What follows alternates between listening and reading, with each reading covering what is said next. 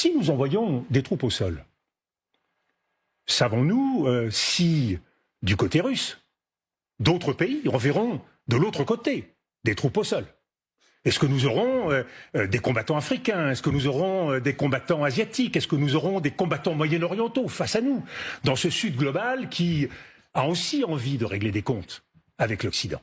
Première question, premier risque. A priori, semble pas un scénario privilégié. Mais si les Occidentaux, si les Européens, si les Français envoient des troupes là-bas, vous pensez que la solidarité ne jouera pas du côté russe?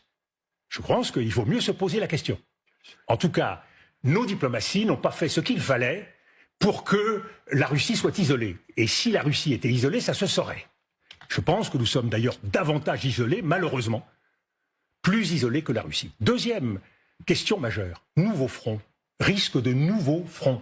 Moi j'ai alerté, de partie de quelques rares voix qui ai dit attention, l'Ukraine, c'est une situation dangereuse, mais que se passe-t-il s'il y a un autre front qui s'ouvre? Il s'est ouvert le front de Gaza et le front au Proche-Orient. Mais il y a d'autres fronts qui peuvent s'ouvrir. En Corée, en Afrique. Et alors nous allons comme ça faire la guerre sur les 5 continents. Il faut prendre en compte cette réalité. Le monde ne se réduit pas au drame et à la tragédie ukrainienne. On peut considérer que parce que c'est sur le sol européen, il y a une responsabilité particulière on peut considérer des pays européens. Il se trouve que l'Amérique est une puissance globale et que nous prétendons est une puissance globale et donc que nous sommes concernés par les grands équilibres et l'ordre du monde. Et malheureusement, notre diplomatie ne joue pas suffisamment, ne prend pas en compte suffisamment ces désordres qui intéressent les Soudanais, les Congolais.